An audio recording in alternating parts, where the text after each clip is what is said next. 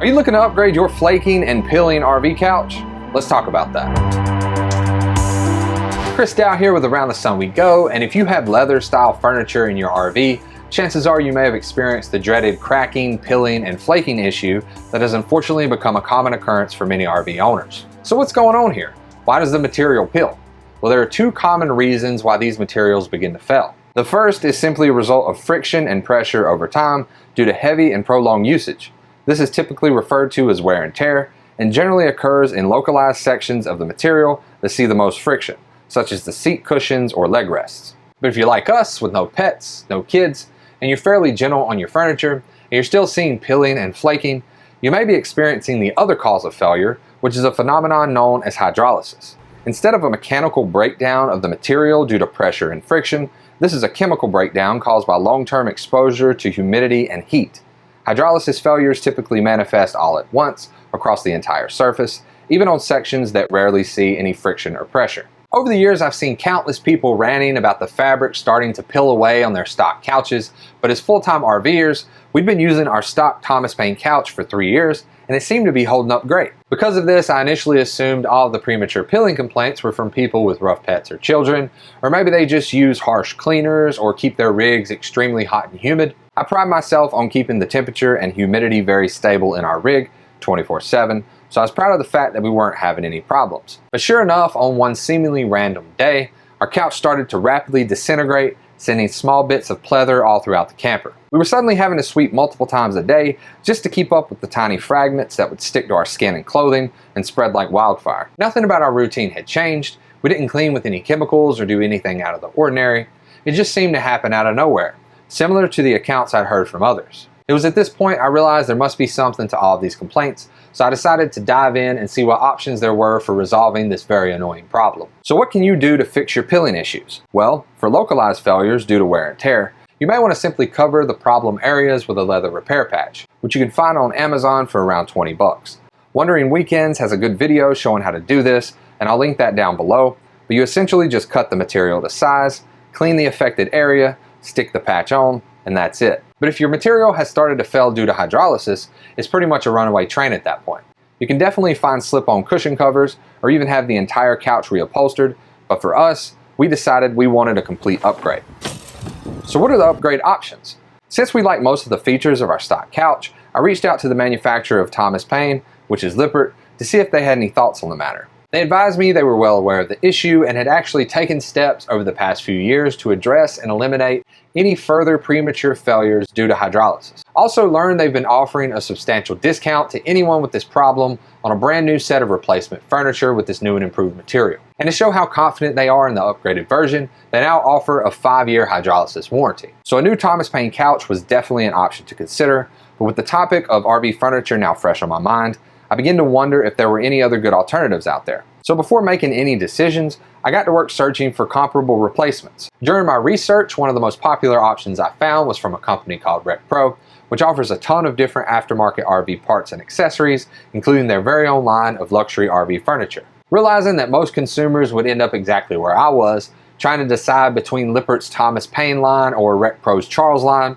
I decided to reach out to both companies and see if they would be interested in participating in a head-to-head showdown. We all agreed this comparison could be very beneficial for any RVer looking to make a decision, so both Lippert and RecPro offered to fully sponsor this video. So I want to give a big shout out to them, and make sure you guys tap that thumbs up button to let them know that the community also appreciates them making this video possible. The first thing I needed to determine was which models from each of the manufacturers would be the closest match to a direct replacement for our stock seats. If you look on both Lippert's and RecPro's websites, you'll see they offer a wide variety of recliners, jackknife sofas, trifold sofas, and theater seating.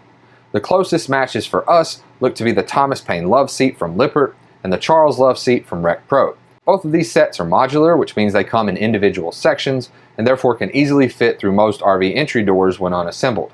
And this time around, since we knew we had about 68 inches of available width in our slide area, we chose to add a center console in between the seats on both models, so we'd have some additional arm room and a little extra storage space. Our original couch also had dual cup holders, built-in massage, theater lighting, heating, and dual USB charging ports, so we were looking for those features as well. And while both brands offer a no-frills, budget-friendly version of their sofa, their premium versions include a suite of electronics and other options, making them a much closer match to our original couch. They also come in a variety of different materials, with Lippert's Thomas Payne offered in either woven fabric or their new and improved polyhide vinyl, and RecPro's Charles offered in either Suprema cloth, Suprema leather, or Ultra Fabrics Brisa. So with all things considered, we ended up choosing the two best offerings from each brand, the Thomas Payne Seismic Series in Millbrae, and the Charles 67-inch Ultra Fabrics Brisa in Coffee Bean. The Charles is also available in a 64 and 70-inch version, with the only difference being the width of the center console. We chose the 67-inch version because it was perfect for maxing out our available space. This also brings us to the first difference between these two couches, which is their overall dimensions in general. Not taking into account the overhang of RecPro's fluffy arm cushions, the hard width measurement of each set is very close, with the RecPro being 66 inches wide and the Lippert being 65.5. The depths are very similar as well, with the RecPro being 37.5 inches deep, while the Lippert is at 38. The height from the floor to the top of the backrest on the RecPro is around 38 inches, while Lippert's is closer to 41.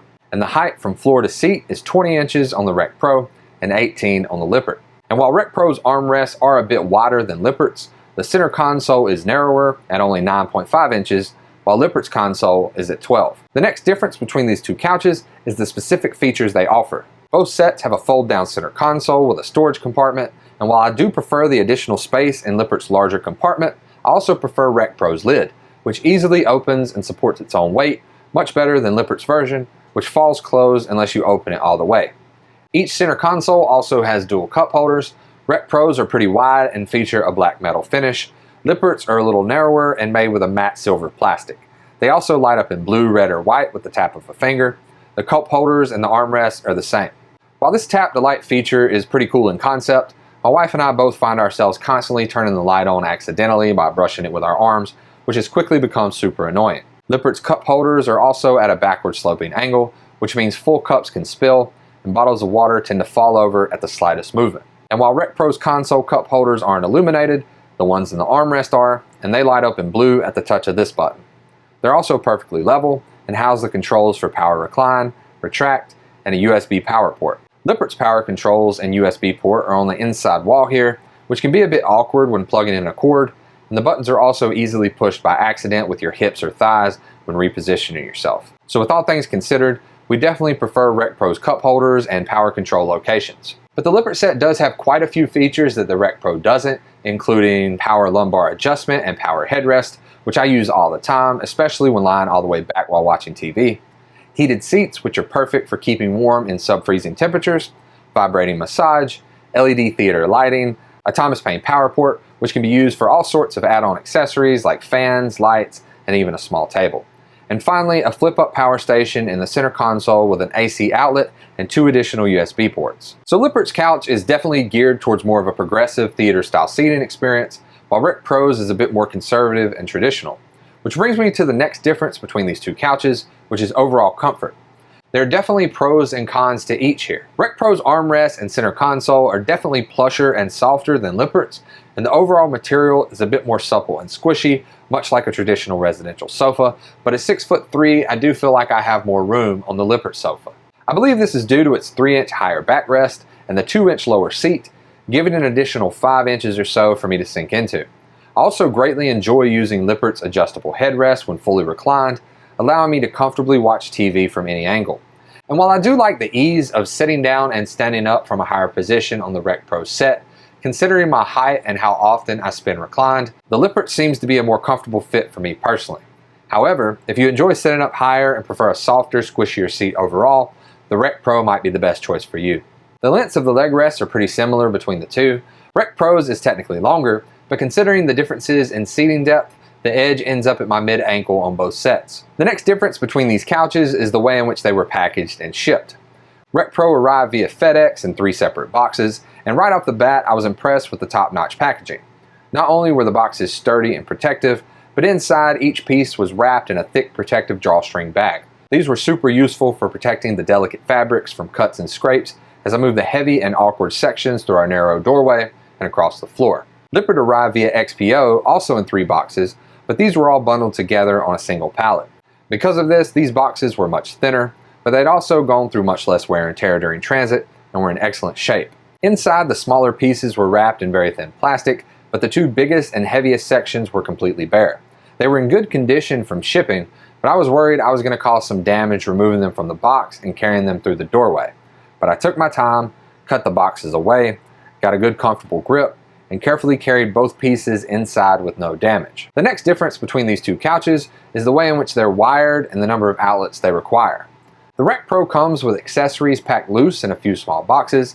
I unpacked those and discovered a total of 2 power blocks, 2 power cords, 2 regular extensions, and 1 split extension. This gives you the option to plug in each seat individually with its own power block, or use one block to power both. In our case, I used the splitter to connect both seats to one block, plugged it into a single empty outlet, and that's it. The Lippert set is a bit more complex as it has electronics in both the backrest and the center console, and it also didn't include any instructions, so there was a bit of figuring out required. First, Lippert's accessories were tie strapped to the bottom of the seats in 2 small boxes. I removed those, and inside were a total of 2 power blocks and 2 power cords, 1 for each seat. These cords are supposed to plug into the ports here on the rear of the seat, but as you can see, they don't fit. At first, I thought we received the wrong connectors, but then realized the plastic covers on the end can be pried off, so after removing those, the cords plugged in fine. Next, there are 4 electrical connectors on the rear of each seat, which plug into 4 connectors on the rear of each of the backrests. So when assembling the bottoms and backrests on the Lippert set, you need to make sure those cords are pulled out like this. Assembly of the bottoms and backrests are very similar between the 2 brands. On both units, you simply align these 2 rails and then push until both sides click into place. If you need to remove the backrest, simply lift the tabs on both sides and pull away. Once the backrests were on the Lippert set, I connected green to green, red to red, black to black, and gray to gray. Finally were the electrical connections for the center console. The 2 small connectors on each side power the cup holder lights, and the AC plug powers the pop-up power station. I found 2 female connectors on the inside edge of each seat, and there was very little play in the wires, so it was pretty difficult to get these connected, but after a bit of struggling, I was able to get each connection secured. You're also looking at around 30 inches of length in the AC cord, so if you don't have an outlet within 30 inches of your center console, you'll need to use an extension. So in the end, the Lippert couch requires 3 available AC outlets, 1 for each chair and 1 for the center console, while the RecPro set only requires 1. Another thing I also wanted to mention about the design of Lippert's electrical connectors. After using the couch for a few days, I started to notice the electrical controls intermittently losing power when reclining, leaving the leg rest stuck halfway out. It seemed to happen randomly and would reset anytime I'd unplug and replug it back into the wall. A couple weeks later, I decided to investigate and see if I could determine what was causing the power issue. I then discovered this harness, which simply powers the cup holder light, had pulled away from the console and the bare wires were still live. It appeared these wires were intermittently touching one another as I was reclining, and it was causing the power block to shut off. So while the power block was doing its job and preventing a meltdown of the wires, the sparking still could have ignited the carpet or even the couch, causing a potentially catastrophic fire.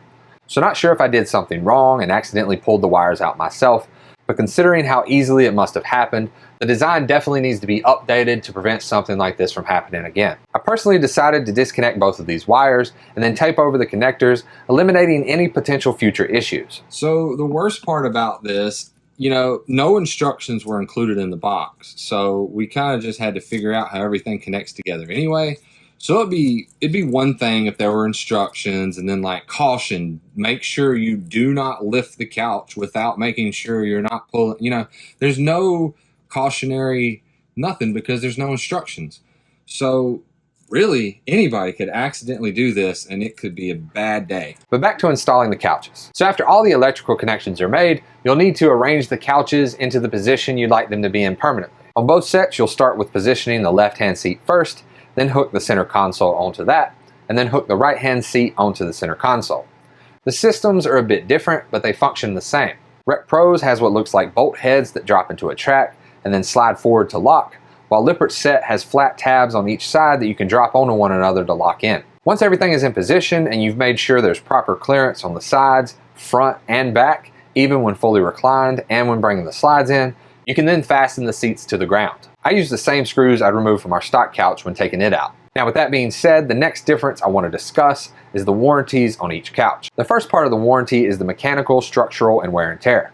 RecPro's Charles and Ultra Fabrics Brisa comes with a 3-year wear and tear warranty, while Lippert's Thomas Payne only comes with a 1 year. So definite difference to consider there. And just to give you an idea of the durability of the fabrics from friction and pressure over time, RecPro has published their Weizenbeek rating at 300,000 double rub, meaning that a cloth had to be rubbed forward and back across their material 300,000 times before there was any noticeable wear. I couldn't find a comparable double rub rating for Lippert's material. And then when it comes to the pilling, cracking, and flaking related hydrolysis warranties, RecPro offers an industry-leading 7-year warranty on hydrolysis, while Lippert offers a respectable 5-year. Also, for what it's worth, RecPro told me personally that in the 6+ years of them selling their Ultra Fabrics Brisa material, they haven't received a single complaint from a customer about the material pilling. So RecPro does offer a longer warranty period than Lippert, and they also have a lengthier track record, so definitely a difference to consider when comparing the two.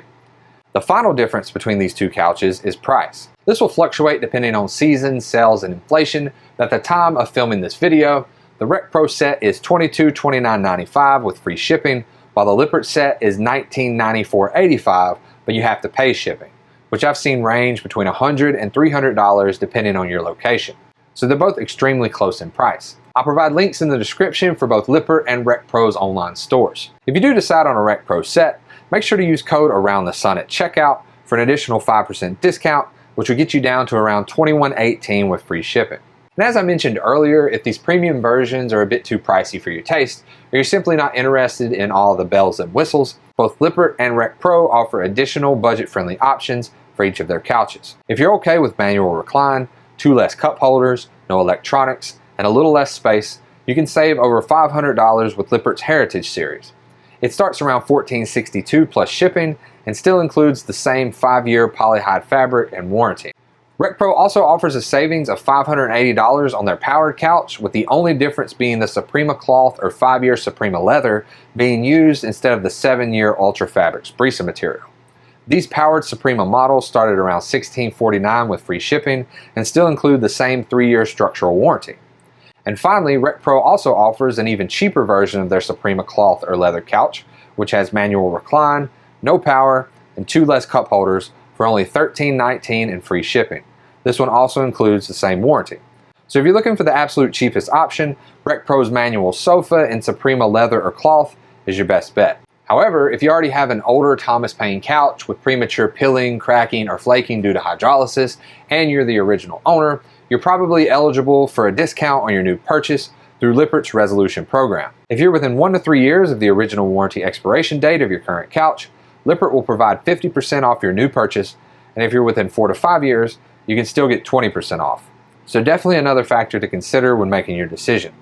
If you're interested in taking advantage of this program, simply give Lippert's Care Center a call at 432-LIPPERT and let them know Chris Dow from Around the Sun We Go sent you. So I hope you guys found this video helpful. I again want to thank both Lippert and RecPro for sponsoring this comparison. It wouldn't have been possible without their support. So make sure to give this video a thumbs up to let them know that you guys also appreciate it. And let us know in the comments below, would you rather have a Thomas Payne sofa by Lippert or a Charles sofa by RecPro?